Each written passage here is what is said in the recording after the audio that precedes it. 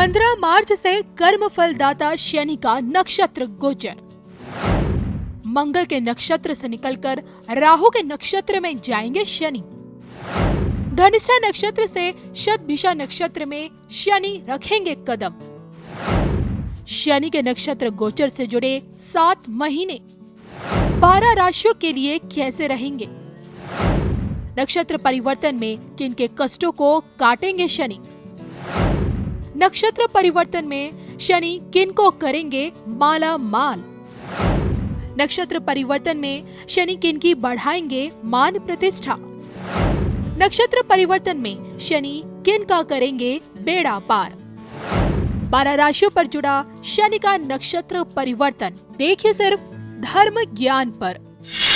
नमस्कार, शिव की नगरी हरिद्वार से एक बार फिर मैं कविता राणा, मेरे साथ आचार्य राकेश चतुर्वेदी जी। स्वागत है सर आपका। नमस्कार, सादर वंदन दर्शकों, सादर वंदन कविता जी आपको भी। आज के वीडियो में हम आपको बताएंगे कि शनि के राशि परिवर्तन के बाद, रंगों के त्योहार होली के बाद शनि अब नक्षत्र परिवर्तन भी करने जा रहे हैं। शनि अब मंगल के नक्षत्र से निकलकर राहु के नक्षत्र में यानी कि धनिष्ठा नक्षत्र से निकलकर शतभिषा नक्षत्र में चले जाएंगे और 15 मार्च से ये इनका नक्षत्र परिवर्तन हो जाएगा और 15 अक्टूबर तक रहेगा।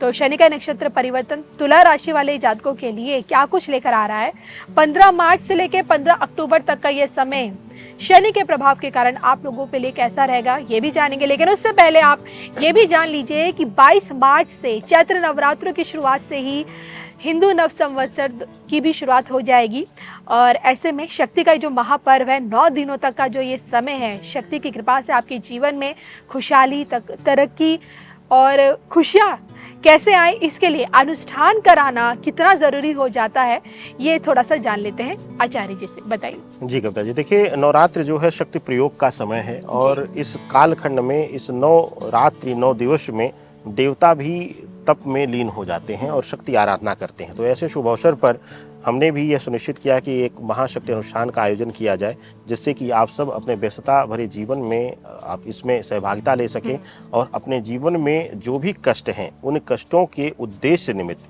बगलामुखी का प्रयोग है, प्रत्यंगिरा का प्रयोग है। प्रत्यंगिरा बगलामुखी का वह विकराल स्वरूप है जो हर प्रकार के शत्रु का दमन करके जीवन में खुशियां और सौभाग्य की प्राप्ति करवाते हैं। इसके साथ ही सप्तशती का पाठ गृहस्थ जीवन में शुभता देने के लिए रहेगा और 9 दिनों तक यह लगातार चलेगा। तो आप एक दिन की भी आहुति में हिस्सा ले सकते हैं, आप 9 दिन के संपूर्ण अनुष्ठान में भी हिस्सा ले सकते हैं। दिए गए नंबर पर कॉल या व्हाट्सएप करके जानकारी आप ले सकते हैं। बिल्कुल, ये तो देखिए 9 दिनों में शक्ति को मनाने के लिए हर कोई अपने अपने तरीके से पूजा पाठ करता है और ऐसे में हमने आपको ये जानकारी देने की कोशिश की है कि अनुष्ठान से किस प्रकार आप शक्ति को तुरंत प्रसन्न कर सकते हैं और उनकी कृपा पा सकते हैं। आगे बढ़ते हैं और अब ये जानेंगे कि तुला राशि वाले जातकों के लिए इस बार शनि का नक्षत्र परिवर्तन क्या कुछ लेकर आ रहा है। अब जो कि तुला पर भी ढैया खत्म हो चुकी है, शनि के किसी भी दशा से ये लोग नहीं गुजर रहे हैं, तो इनके लिए शनि का नक्षत्र परिवर्तन कितना सकारात्मक होगा? देखिए, शुक्र की प्रिय राशि है और विशेष रूप से यह भौतिकता, वैभव और संबंध भाव को प्रस्तुत करने की राशि है। इसके साथ ही यह देखा जाता है कि शुक्र के प्रभाव में होने की वजह से ये लोग बड़े हठी टाइप के होते हैं। हानि लाभ जीवन मरण कुछ भी विचार किए हुए यह कूदने में और किसी भी तरीके से खड़े रहने में विश्वास रखते हैं। तो यहाँ पर कई जगहों पर इनको हानि मिल जाती है और अब विशेषता यह हो जा रही है कविता जी कि शनिदेव भी राहु के नक्षत्र में परिवर्तन करें। राहु खुद ही एक हठी है और विनाश की जगहों पर यह अद्भुत चमत्कारी शक्ति देता है। जहां आपके लिए बुरा होने वाला होगा, जहां आपका कुछ नकारात्मक जुड़ा होगा, वहां आपके अंदर इतना आत्मविश्वास शक्ति भर देता है राहु कि आप पीछे नहीं हटते हैं, आप मारने तक उतर जाते हैं। तो इसलिए शुक्र की राशि और साथ ही साथ राहु के नक्षत्र में शनिदेव का जाना, यह आपके लिए कुछ विषयों पर सावधानी बरतने का समय है। बाकी तो यह नक्षत्र परिवर्तन आपके जीवन में शुभता प्रदान कर रहा है। बिल्कुल, और ऐसे में कहाँ आपको सतर्क और सावधानियां बरतनी पड़ेंगी, आगे जानेंगे। सबसे पहले बात कर लेते हैं आपकी सेहत को लेकर। देखिए, सेहत के लिहाज से तुला राशि के जातक बड़े लापरवाह हैं। कुछ भी हो जाए, जब तक वह एकदम अति की स्थिति में जब तक नहीं आ जाता तब तक यह लोग सावधान नहीं होते हैं और यही एक इनका मूल स्वभाव। और क्योंकि शनिदेव का राहु के नक्षत्र में यह गोचर हो रहा है तो इनके अंदर अपने आप को लेकर, अपने चीज़ों को लेकर भ्रम की स्थिति आएगी।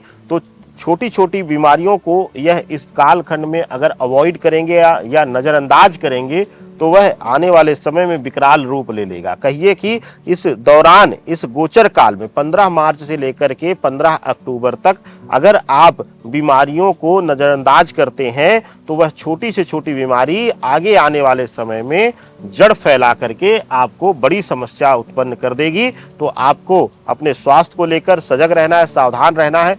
छोटी से छोटी दिक्कत हो उसके लिए भी उचित डॉक्टरी सलाह आप जरूर लीजिएगा। चलिए, तो आपने की सेहत के बारे में बताया, रिश्तों के मामले में अब इनके लिए आने वाले समय कैसा रहेगा? देखिए, शुक्र की प्रिय राशि है, शनि शुक्र की परम मित्रता है। कहते हैं शनि शुक्र जब मिलते हैं तो शत्रुहंता योग बनाते हैं। इसके साथ ही राहु के नक्षत्र में जाना यानी कि इनके अंदर आत्मविश्वास, आत्मबल में वृद्धि कर देगा।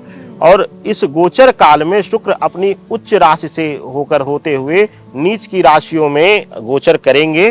तो जाहिर सी बात है इस नक्षत्र काल का शुरुआती दौर जो है वह लगभग मई से जून तक का जो समय है वह बड़ा ही शुभकारी रहेगा। संबंधों में मिठास बढ़ेगी, एक दूसरे के प्रति फीलिंग्स आप शेयर करेंगे, अपने खुलकर आप अपने इमोशंस रखेंगे, जिससे कि आप दोनों के अंदर, आप दोनों के प्रेम में प्रगाढ़ता बढ़ेगी। लेकिन इस गोचर काल का मध्य काल से लेकर के लास्ट तक 15 अक्टूबर तक का जो समय है वह तनाव भरा रहेगा, उलझनों भरा रहेगा, भ्रम से भरा हुआ रहेगा। तो इस दौरान आपको थोड़ा सा सतर्क रहना है। संबंध भाव को लेकर, अपने पार्टनर को लेकर, उसकी फीलिंग्स को लेकर आपको थोड़ा सा सतर्क रहें और उसको समझने का प्रयास करें, तो आपके रिश्ते बचे रह जाएंगे। बिल्कुल। चलिए, तो आपने रिश्तों के बारे में जाना हमने आपसे। अगर बात करें इनके करियर को लेकर, कर्म भाव को लेकर, तो अब आने वाला समय इनके काम कारोबार को लेकर कितना तरक्की भरा रहने वाला है? देखिए, इस गोचर काल में केतु आपकी राशि में बैठे रहेंगे और राहु के नक्षत्र में शनिदेव का परिवर्तन होना और केतु आपके घर में बैठे रहने का अभिप्राय बनता है कि आपके कार्य क्षेत्र में, आपके नौकरी व्यापार के स्थल में भ्रम पैदा होगा। केतु भी भ्रम पैदा करता है और केतु बहुत मतलब कहते हैं विनाशकारी भ्रम पैदा करता है, मायावी है वह, और वह निर्णय नहीं लेने देता है। आप सोचेंगे तो सही कि यह नौकरी मेरे लिए सही नहीं है, लेकिन आप सही नौकरी का भी चयन नहीं कर पाएंगे। कंफ्यूजिंग नेचर दे देगा और हो सकता है इसी भ्रम में आकर अपनी पिछली नौकरी आप छोड़ दें और नई की तलाश में आप डूबे रहें और खाली बैठे रह जाएं। इसी के साथ व्यापारिक दृष्टिकोण से भी भ्रमित करने वाला समय रहेगा।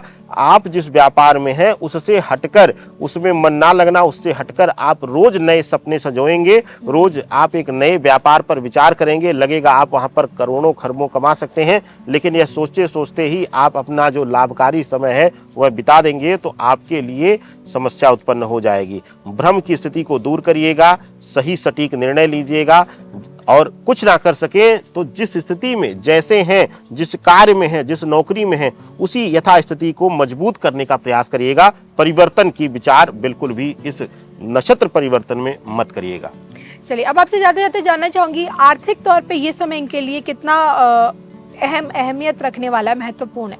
देखिए, आर्थिक दृष्टिकोण से कविता जी और दर्शकों आप लोग सुन लीजिए कि आर्थिक पहलू जो है वह मजबूत होगा। उसका एक कारण है कि शनिदेव का राहु के नक्षत्र में जाने के बाद शुक्र की राशि है, केतु आपके घर में बैठा हुआ है, तो कुछ कार्य ऐसे अचानक से होंगे जो आकस्मिक धन की प्राप्ति कराएंगे। यानी कि सडन जो धन है वह आपके पास आएगा, जिसके लिए आपने ना सोचा होगा, ना विचार किया होगा। वह धन आपके पास आएगा और आपके भंडार को भर देगा, या कहिए कि आपको आर्थिक रूप से मजबूत कर देगा। कविता जी, ऐसे में शनि से जुड़े उपाय के लिए क्या कहते हैं? देखिए, शुक्र की राशि है आप और सबसे उत्तम आपके लिए रहेगा कविता जी, आप संबंध भाव और साथ ही साथ आर्थिक दृष्टिकोण से मजबूती के लिए और स्थिरता के लिए प्रयोग करिए। क्या प्रयोग करना है आपको सुन लीजिए।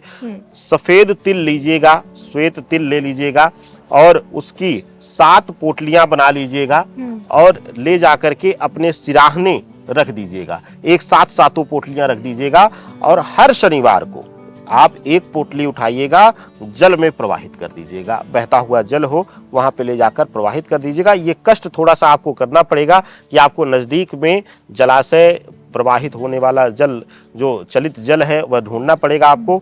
और अगर विषम परिस्थितियों में ऐसी स्थिति ना मिले, नदी ना मिले, आपको नहर ना मिले, तो आप उसको ले जाकर के पीपल या बरगद के वृक्ष में ले जाकर के जड़ में उसको मिट्टी से पूर्णतया ढक दीजिएगा, जिससे कि वो दिखे ना। वो ये छोटा सा प्रयोग आपके जीवन में बड़े बड़े चमत्कार करके दिखाएगा और आनंद आप लेंगे। चलिए, इसी के साथ मुझे और आचार्य जी को दोनों को दीजिए इजाजत। नमस्कार।